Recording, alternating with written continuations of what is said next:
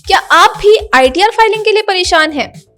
तो सबसे पहले जान लीजिए कि आखिर आपके लिए कौन सा फॉर्म एप्लीकेबल है। और आज हम बात करेंगे आईटीआर फाइलिंग की ड्यू डेट के बारे में भी।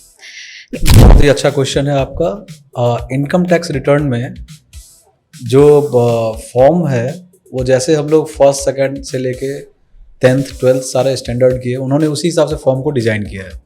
जैसे जैसे लोगों की इनकम बढ़ी, जैसे जैसे लोगों के हेड्स ऑफ इनकम बढ़े, उस हिसाब से वो फॉर्म डिजाइंड है।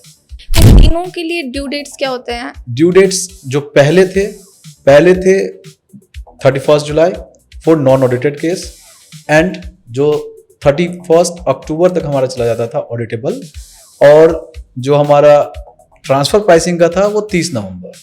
बीच में कोई डेट नहीं थे, बट सरकार को कई बार डेट देना पड़ता था बिकॉज सर्वर वो लोड नहीं उठा पाती थी, और लास्ट डेट में हम फिर क्या करते थे, रिटर्न ही नहीं फाइल कर पाते थे। और इतनी इनकी रिपोर्टिंग होती थी, ट्विटर पे इतने ट्वीट्स चलते थे, तो कहीं ना कहीं गवर्नमेंट को फिर एक्सटेंशन देना पड़ता था। क्या आप भी आईटीआर फाइलिंग के लिए परेशान हैं? तो सबसे पहले जान लीजिए कि आखिर आपके लिए कौन सा फॉर्म एप्लीकेबल है। और आज हम बात करेंगे आईटीआर फाइलिंग की ड्यू डेट के बारे में भी। नमस्कार दोस्तों, मैं हूं दिव्या त्रिपाठी और आप देख रहे हैं जन मीडिया टीवी का स्पेशल पॉडकास्ट। आजकल काफी लोग परेशान हैं। 31 जुलाई आने वाली है और सभी लोग पैनिक हो रहे हैं कि आखिर उनका आईटीआर कैसे भरा जाएगा। बहुत सारे लोग लास्ट डेट की ताक में रहते हैं कि लास्ट डेट आएगी तब भरेंगे, बट अभी सब लोग इतना पैनिक हो रहे हैं। लेकिन मैं आपको बता दूं कि पैनिक होने की बिल्कुल भी जरूरत नहीं है, क्योंकि आईटीआर की जो ड्यू डेट है उसमें बड़ा चेंज हुआ है। और आज हम इसी सब के बारे में बात करेंगे, उन छोटे छोटे पॉइंट्स के बारे में जो कि आपकी आईटीआर फाइलिंग को बहुत ही सिंपल बना सकते हैं। इसलिए वीडियो को अंत तक जरूर देखिएगा। और इसमें हमारे साथ जुड़े हुए हैं हमारे एक्सपर्ट जो कि सीए हैं, सीएस है, एलएलबी है और सीएमए भी हैं, जिनका नाम है राघवेंद्र झा जी। और ऐसे कंसल्टेंट अगर आपको सुझाव देते हैं तो आपके लिए ये बहुत ही इंपॉर्टेंट होने वाला है, इसलिए इस वीडियो को प्लीज लास्ट तक देखिएगा। सबसे पहले राघवेंद्र झा जी, आपका बहुत बहुत स्वागत है हमारे चैनल पर। Thank you Divya ji. और सबसे पहले जो हमारे दर्शक इस वीडियो को देख रहे हैं, सबसे पहले हम एक छोटे पॉइंट से स्टार्ट करते हैं फॉर्म के बारे में, जो बड़ा ही इनिशियल पॉइंट होता है। तो आखिर किस व्यक्ति को कौन सा फॉर्म सिलेक्ट करना चाहिए, ये बहुत लोगों की कंफ्यूजन रहती है। तो प्लीज सबसे पहले इस बारे में हम जानना चाहेंगे। बहुत ही अच्छा क्वेश्चन है आपका। इनकम टैक्स रिटर्न में जो फॉर्म है वो जैसे हम लोग फर्स्ट सेकंड से लेके 10th 12th सारे स्टैंडर्ड किए, उन्होंने उसी हिसाब से फॉर्म को डिजाइन किया है। जैसे जैसे लोगों की इनकम बढ़ी, जैसे जैसे लोगों के हेड्स ऑफ इनकम बढ़े, उस हिसाब से वो फॉर्म डिजाइंड है। अगर आप फॉर्म फर्स्ट देखेंगे आईटीआर का, तो वो सैलरीड पर्सन के लिए है, और वो सैलरीड पर्सन जिनकी आय 50 लाख से सैलरी कम हो, वो आईटीआर 1 फाइल कर सकते हैं। अगर जिनकी 50 लाख से ऊपर है वो आईटीआर 2 फाइल करेंगे। अब लास्ट ईयर से गवर्नमेंट ने सीखा है, बिकॉज डेडलाइन सारे फॉर्म का इन्होंने बांट रखे थे 3 कैटेगरी में बस। एक कैटेगरी था ऑडिटेबल, एक कैटेगरी था नॉन ऑडिटेबल, और एक था जिनका इंटरनेशनल बिजनेस है, जिन पे ट्रांसफर प्राइसिंग एप्लीकेबल होता है। तो इन्होंने 3 तरह के ड्यू डेट्स बनाए थे। अब इकट्ठा इतने सारे लोग रिटर्न फाइल करने लगते थे। इन तीनों के लिए ड्यू डेट्स क्या होते हैं? ड्यू डेट्स जो पहले थे 31 जुलाई for non audited case, and जो 31 अक्टूबर तक हमारा चला जाता था ऑडिटेबल, और जो हमारा ट्रांसफर प्राइसिंग का था वो 30 नवंबर। बीच में कोई डेट नहीं थे, बट सरकार को कई बार डेट देना पड़ता था बिकॉज सर्वर वो लोड नहीं उठा पाती थी, और लास्ट डेट में हम फिर क्या करते थे, रिटर्न ही नहीं फाइल कर पाते थे। और इतनी इनकी रिपोर्टिंग होती थी, ट्विटर पे इतने ट्वीट्स चलते थे, तो कहीं ना कहीं गवर्नमेंट को फिर एक्सटेंशन देना पड़ता था।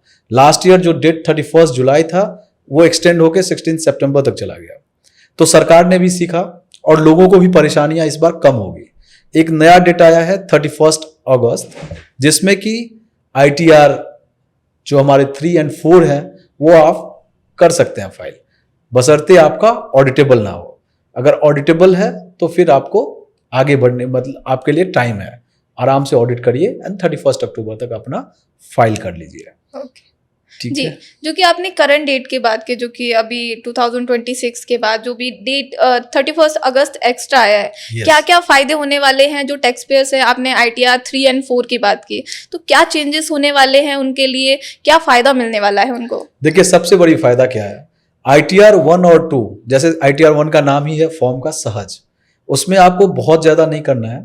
आपको हर कंपनी जहाँ भी आप जॉब करेंगे फॉर्म 16 देंगे वो आपको, और आप अपने 26AS डाउनलोड कर सकते हैं, आपके लॉगिन पोर्टल पे होगा।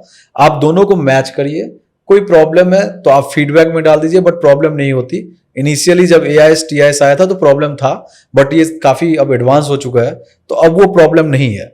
आपने अपनी दोनों फॉर्म देखी और आपने फाइल कर दी, बहुत इजी फॉर्म है और आपने इजीली फाइल कर ली। बट जहाँ पे आपका बिजनेस इनकम होता था, बिजनेस इनकम्स में आपके बिल्स एक्सपेंसेस, वो चलिए प्रेजेंटिव इनकम है, बट फिर भी आप कई बार क्या होता है, सबसे बड़ा मिसकंसेप्शन क्या है कि हम ITR 4 में प्रेजेंटिव इनकम दिखा देंगे। प्रेजेंटिव इनकम में सरल भाषा में बताता हूँ। अब लेट से आपका बिजनेस इनकम 20 लाख रुपए है या 15 लाख रुपए है, अब कोई अकाउंटेंट तो आप हायर कर नहीं सकते जी, तो सरकार ने भी ये प्रॉब्लम समझा है और कहते हैं कि चलिए अगर आप प्रोफेशनल हैं तो आपने जो भी आपकी रिसिप्ट आई उसका आप 50% दिखा दीजिए और आप अपना प्रेजेंटिव इनकम में फाइल कर दीजिए। और जो नॉर्मल बिजनेस देते हैं उनके लिए 8% का प्रोविजन है। तो 4480, 4480A ये सारे सेक्शन है इनकम टैक्स में, इन धाराओं में आप कर सकते हैं। तो अगर आप ITR 1 और 2 की बात करें तो ITR 1 और 2 में सिर्फ आपकी सैलरी इनकम और आपके जो कैपिटल गेन के इनकम है वो आप दिखा के रिटर्न फाइल कर सकते हैं ITR 2। बट ITR 3 और 4 में क्योंकि आपको सोचना होता है, क्योंकि आपने तो कोई हिसाब किताब रखा नहीं है या हिसाब किताब रखा भी है 50% से ऊपर प्रॉफिट दिखा भी रहे हैं, तो आपको थोड़ा सा टाइम चाहिए। प्रोफेशनल हम लोगों को भी टाइम चाहिए, और ये कई बार से ये डिमांड था कि आप सैलरीड क्लास के लिए एक कर दो और जो अदर देन सैलरी है उनका एक डेट कर दो। तो अगर हम 31 जुलाई तक सबका रिटर्न फाइल कर देते हैं, जो इंडिविजुअल सैलरी पेयर है जिनको सैलरी मिल रहा है, तो हमारे पास 1 महीने का टाइम मिलता है, और ये बहुत बड़ा फायदा है। तो लेट से अगर आप मिस भी कर गए तो आपके पास ऑप्शन है, बिजनेस दिखा के आप ITR 3 और ITR 4 फाइल कर लीजिए। बिजनेस छोटा हो या बड़ा हो, अगर आप ट्यूशन भी दे रहे हैं या छोटे बिजनेस भी दे रहे हैं तो आप उसके लिए ITR 3 और 4 में जा सकते हैं और आपका पेनल्टी नहीं लगेगा। ये सबसे बड़ा फायदा है। और अगर कोई मान लीजिए किसी ने फॉर्म गलती से गलत चूज कर लिया, या फिर कोई ऐसी इनकम है जो कोई दिखा नहीं पाया, तो क्या कोई ऐसे कॉन्सिक्वेंसेस होते हैं? देखिए ये बहुत अच्छा क्वेश्चन है दिव्या जी आपका। पहले इसके लिए भी बहुत प्रॉब्लम थी, लास्ट ईयर तक अगर देखेंगे आप तो सरकार ने क्या किया था, एक है सरकार ने बड़े अच्छे से कैटेगरी डिफाइन कर दिया कि कई लोग डिसिप्लिन्ड हैं, अगर आप वो टाइमली फाइल कर रहे हैं कोई प्रॉब्लम नहीं, कुछ भी मत दीजिए। अगर आप VIP एंट्री लेंगे यानी आप ड्यू डेट का परवाह नहीं कर रहे हैं तो आपके लिए है प्रोविजन, बट आपको पेनल्टीज देनी पड़ेगी। 1000 रुपया है, सेक्शन 234F एक धारा है, उस धारा के अंतर्गत आप अपना बिलेटेड रिटर्न फाइल कर सकते हैं। बट उसमें सबसे बड़ा नुकसान क्या होता था कि वो रिटर्न जब आप फाइल कर लेंगे तो उस रिटर्न का लास्ट डेट उसका भी होता था 31 दिसंबर तक। अगर 2025 की बात करें तो 31 दिसंबर 25 तक चाहे आप बिलेटेड फाइल करो या रिवाइज्ड फाइल करो, उसके बाद आप नहीं कर सकते। उसके बाद सरकार और आपसे पैसा लेगा और आपको 3 साल की लिमिट है, आप 3 साल तक फाइल कीजिए। वो सेक्शन है ITR का U, हम फॉर्म कहते हैं ITR अपडेटेड फॉर्म।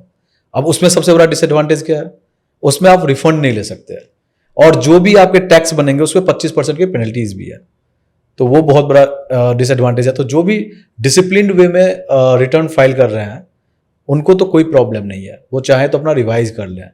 अब सरकार ने देखा कि ये थोड़ा सा दिक्कत है कि लोगों को हम रिटर्न फाइलिंग डेट भी 31 दिसंबर तक ही बोल रहे हैं, रिवाइज करने के लिए भी 31 दिसंबर ही बोल रहे हैं, तो सरकार ने इसके लिए 3 महीने का और टाइम दिया कि कोई बात नहीं, आपने अगर रिटर्न फाइल कर ली 31 दिसंबर तक, कोई इनकम रह गया आपसे तो कोई बात नहीं, आप रिवाइज करवा लीजिए मार्च तक। ओके, 3 महीने का टाइम मिल जाता है रिवाइज करने के लिए। ओके, आपने बिलेटेड रिटर्न की भी बात की, तो अगर डिफरेंस की बात करें, बिलेटेड रिटर्न, अपडेटेड रिटर्न और रिवाइज्ड रिटर्न, आखिर तीनों में डिफरेंस क्या दिखता है आपको? देखिए नॉर्मल आदमी के लिए बिल्कुल ही ये कठिन क्वेश्चन है कि ये है क्या। तो देखिए अगर जैसे मैंने आपको बताया कि अगर आप नॉर्मल अपने ड्यू डेट में फाइल कर रहे हो तो कोई प्रॉब्लम नहीं है, आपने ड्यू डेट में फाइल कर दी, 1 रुपये भी गवर्नमेंट को मत दो, जो भी आपका रिफंड है वो रिफंड बन जाएगा, जो टैक्स है वो टैक्स चला जाएगा और आप उसको रिवाइज भी कर सकते हो। लेकिन बिलेटेड रिटर्न को आप रिवाइज नहीं कर सकते। मतलब ड्यू डेट क्रॉस हो गया, बिलेटेड रिटर्न फाइल कर ली, तो फिर वो रिवाइज नहीं हो तो पाती उसमें है। कोई चेंजेस नहीं हो फिर सकते हैं। चेंजेस, फिर आप ITR-U ही फाइल कर सकते हैं, और ITR-U फाइल अपडेटेड रिटर्न कहते हैं उसको। ओके। तो आप समझे, बिलेटेड रिटर्न हो गया कि जो लेट हो गए आप, फिर भी आपके पास टाइम है रिटर्न फाइल करने का। उसमें और बहुत बड़ा नुकसान होता था कि सेट ऑफ कैरी फॉरवर्ड नहीं हो पाता है, जो लॉसेज हो गए वो सेट ऑफ कैरी फॉरवर्ड नहीं होता। तो ये सारी प्रॉब्लम है उसमें। और अगर आपने ITR-U की तरफ गए कोई सेट, तो उसमें तो आप कभी रिफंड ले ही नहीं सकते, उसमें तो आपको टैक्स ही देना पड़ेगा 25%। ओके। तो एक हो गया आपका नॉर्मल फाइलिंग, जिसमें आप एज इट इज जो आपके टैक्स हैं वो टैक्स दे दीजिए, जो आपके इंटरेस्ट पेनल्टीज हैं वो दे दीजिए, कुछ भी नहीं देना आपको एक्स्ट्रा। एक हो गया आपका बिलेटेड कि चलिए आपने टाइम तो क्रॉस कर लिया, VIP एंट्री आ गई। अगर आपका 5 लाख तक का इनकम है तो 1000 रुपया सरकार को दे दो, अगर 5 लाख से ऊपर की इनकम है तो 5000 तक का दे दो, तो 5000 तक का आपको फीस लगेगा, और फिर आप अपने रिटर्न फाइल कर सकते हैं, बट उसको फिर रिवाइज नहीं कर सकते। देन अगर आप वो भी टाइम मिस कर गए, 31 दिसंबर हो गया, आपने कुछ नहीं किया, अब आपके पास 3 साल है, लेकिन उस 3 साल में आप अपडेटेड रिटर्न नहीं भर पाएंगे। अगर आपका कोई TDS कटा था, कोई टैक्स कटा था, इस बार स्लैब भी 12 लाख तक हो गई है, रिबेट अगर मिला दे तो। स्लैब तो 4 लाख से न्यू, जो हमारा न्यू 2 तरह की रिजीम है, एक ओल्ड रिजीम है, एक न्यू रिजीम है। ओल्ड रिजीम जो सदियों से चलते आ रहा था, जिसमें बड़ी सारी इन्वेस्टमेंट थी, आपको वो भी नुकसान होगा कि आप अगर लेट हो गए तो आप ओल्ड रिजीम का भी फायदा नहीं उठा सकते, आपको कंपल्सरीली न्यू रिजीम में जाना पड़ेगा, बिकॉज आपने टाइमली फाइल नहीं किया। तो ये सारा प्रॉब्लम होगा अगर आप लेट हो गए तो। ओके। अभी मेरे 2 सवाल हैं, बट सबसे पहले जो क्वेश्चन है मेरा, रिवाइज रिटर्न जिसकी डेडलाइन बढ़ी है, तो ये डेडलाइन बढ़ने से टैक्स पेयर को कौन से फायदे होने वाले हैं? टैक्स पेयर को क्या फायदा होने वाला है, क्योंकि सबसे पहले तो टैक्स पेयर और SSC दोनों को, ऑडिटर दोनों को फायदा होगा। एक तो क्या था कि टैक्स पेयर गलती से जैसे तैसे रिटर्न अपना फाइल कर लिया, और वो उसको पता चला बाद में, ठीक है, कि इसमें मेरी बड़े सारे इनकम बाद में पता चलते हैं लोगों को कि ये इनकम मेरा रह गया, तो उनके पास कोई ऑप्शन ही नहीं होता था उसको रिवाइज करने की। तो अब जब 3 महीने है रिटर्न फाइल करने के बाद भी, तो उस 3 महीने में आप उसको रिवाइज कर सकते हैं। तो ये सबसे बड़ा फायदा है। अदरवाइज आपके सारे, अगर आप लेट से आपने बिलेटेड रिटर्न फाइल किए, उसमें कुछ आपका रिफंड बन रहा था, और आपने उसको, या आपने कोई उसमें इनकम या कोई TDS भी नहीं दिखाया, कोई टैक्स नहीं दिखाया, अब आप उसको रिवाइज नहीं कर पाएंगे। तो अब जो ये 3 महीने हैं, उस 3 महीने में आपके पास स्टिल टाइम है कि आप रिवाइज कर लो। तो प्रोफेशनल को तो भी थोड़ा इजी है कि उनके कितने रिटर्न गलत चले गए, उस रिटर्न को देखेंगे। कई बार हमारे साथ प्रॉब्लम क्या होता है, प्रैक्टिकली क्लाइंट टाइम पे डॉक्यूमेंट्स नहीं देते, तो हम वो डॉक्यूमेंट को देख पाते हैं कि अच्छा इस डॉक्यूमेंट में चलो ये कमी रह गई, तो हम उसको ठीक कर देते हैं। तो ये सबसे बड़ा राहत मिलेगा SSC को भी और प्रोफेशनल को भी। ओके। देन ITR जो फाइलिंग करने की जो डेट है वो निकलने पर भी ओल्ड टैक्स रिजीम किया जा सकता है? नहीं, वो तो आपका अगर डेट निकल गया तो फिर तो ओल्ड टैक्स रिजीम नहीं कर सकते आप। नहीं कर सकते हैं? नहीं, ओके। आपको विदिन अ डेट फाइल करना पड़ेगा। वैसे जो गवर्नमेंट ने, अभी हम लोग जितने भी रिटर्न फाइल कर रहे हैं, अब न्यू स्लैब में गवर्नमेंट ने इतनी बेनिफिट डाल दी है, स्लैब्स इतनी बड़ी कर दी है, रिवेट इतनी डाल दी है कि आउट ऑफ 100 1% ही जो क्लाइंट हैं उनको ओल्ड रिजीम में फायदा होता है। एल्स मोस्टली जितने भी SSCs हैं उनको न्यू रिजीम में ही फायदा मिल रहा है। इनकम टैक्स फायदा का मतलब है इनकम टैक्स कम लग रहा है। मेरे पास एक क्लाइंट आया, उन्होंने, उनके पास 80U का भी बेनिफिट है। 80U सबको नहीं मिलता। 80U का मतलब होता है अगर किसी को कोई डिसेबिलिटीज है, जैसे या कोई हैंडीकैप्ड है, कोई ये है, अब उन जैसे उनको 75,000 1.5 लाख ऐसे प्रोविजंस बने हुए हैं कि उनको वो डिडक्शन एक्स्ट्रा मिलता है। अब वैसे SSC को भी फायदा नहीं मिल रहा है। तो आप सोच सकते हैं कि जो न्यू रिजीम है वो अगर देखा जाए तो 99% लोगों को उसी में बेनिफिट होता है, क्योंकि जब आप कंपैरिजन करेंगे न्यू रिजीम और ओल्ड रिजीम का, तो उसमें आप देखेंगे कि लाख लाख रुपए का टैक्स का डिफरेंस होता है। अगर आप न्यू रिजीम में जाएंगे तो आपको लाख रुपए कम टैक्स देना पड़ रहा है, ओल्ड रिजीम में है तो लाख रुपया ज़्यादा टैक्स देना पड़ रहा है। तो एक तो वैसे तो डिसएडवांटेज है कि अगर आपने टाइमली फाइल नहीं किया तो ओल्ड रिजीम आप सेलेक्ट नहीं कर पाएंगे, बट वैसे देखा जाए जिस हिसाब से अब स्लैब चेंज हो रहे हैं, कहीं ना कहीं न्यू रिजीम तो वैसे भी 90% लोग ऑप्ट करते हैं, न्यू रिजीम में ही जाते हैं। वैसे तो लोग 31 जुलाई के लिए इतने परेशान हैं, बट अगर सवाल हो कि 31 जुलाई की डेट भी अगर हम बाई चांस निकल जाती है एंड 31 अगस्त जो कि एक और ड्यू डेट आई है, अगर मान लीजिए कि वो भी कोई भूल गया है, देन उसके बाद क्या होगा? उसके बाद सिंपल है, आप अपने अकाउंट्स को ऑडिट करवा लीजिए, ऑडिटेबल में चले जाइए। आप अपने अकाउंट्स को ऑडिटेबल करवा के आपके पास फिर आ जाएगा टाइम।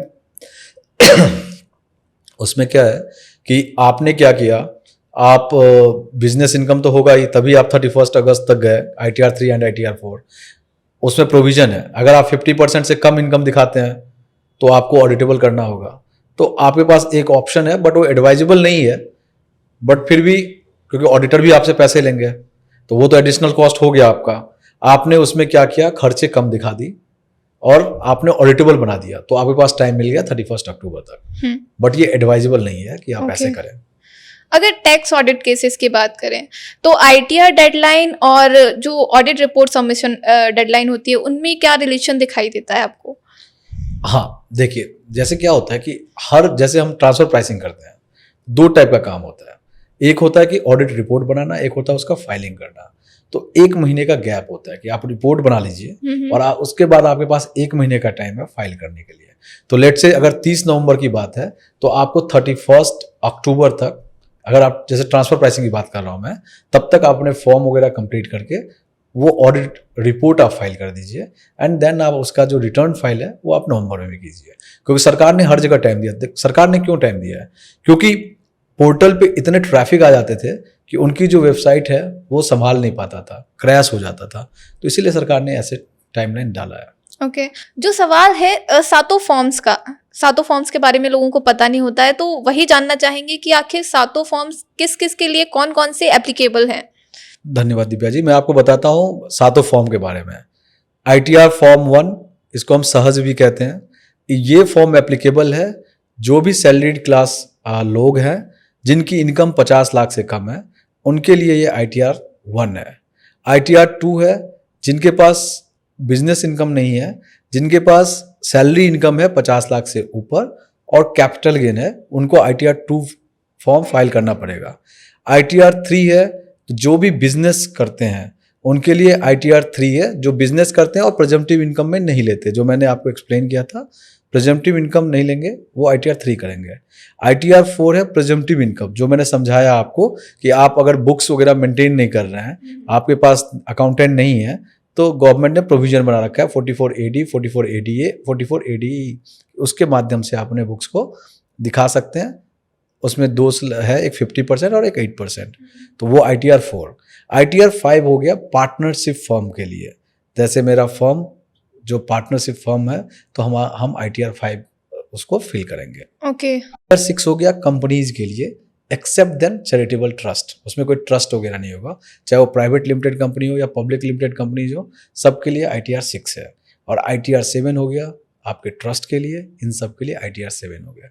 तो ये सातों फॉर्म, टाइप ऑफ SSE, किसका क्या बिजनेस चल रहा है।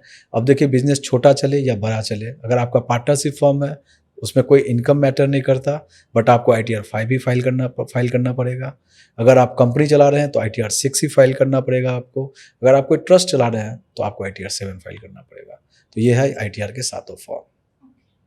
अगर मैं लास्ट क्वेश्चन की बात करूं, हालांकि ये लास्ट नहीं होगा, हम आगे भी सेशन लेकर आएंगे, लेकिन अभी के लिए लास्ट होगा, जो कि फॉर्म्स की बात करें, अगर फॉर्म्स में मिसमैच दिखे, अगर फॉर्म 16, फॉर्म्स 26, AS, AIS, अगर इनमें मिसमैच दिखता है तो फिर क्या करना होगा? गवर्नमेंट ने वहां पे फीडबैक डाल रखा है, आप पोर्टल में जाएं, फीडबैक डालें, फीडबैक पे गवर्नमेंट उस फीडबैक को सीरियसली लेता है एंड देन उस फीडबैक को प्रोसेस करके आपकी जो भी इनकम गलत दिख रही है वो आपका ठीक हो जाएगा। एक और ऑप्शन है उसमें, इनकम टैक्स में जब आप लॉगिन करेंगे तो ग्रीवांसेज है, उस ग्रीवांसेज में आप ग्रीवांसेज डाल दीजिए एंड आपका वहां से करेक्शन हो जाएगा। Okay, thank you so much Raghavendra ji हमारे साथ जुड़ने के लिए। और हमारे दर्शकों की बहुत सारी प्रॉब्लम्स होंगी, I know, because ITR file करना बहुत ही, मुझे तो बहुत टफ लगता है, तो सबकी बहुत सारी चीज़ें होती हैं जो उन्हें नहीं समझ आती हैं। आपने बहुत सारे क्वेश्चंस का जवाब दिया, मुझे लगता है बहुत सारी प्रॉब्लम्स होंगी जो लोगों की सॉल्व हो गई होंगी, और हम ऐसी ही बहुत सारी वीडियोस लेकर आते रहेंगे आपके साथ में, जिससे लोगों की और भी जो प्रॉब्लम्स है वो धीमे धीमे करके सॉल्व होती जाएं। और हमारे साथ जुड़ने के लिए बहुत बहुत धन्यवाद, और हमारे दर्शकों को इतनी इंपॉर्टेंट जानकारी देने के लिए थैंक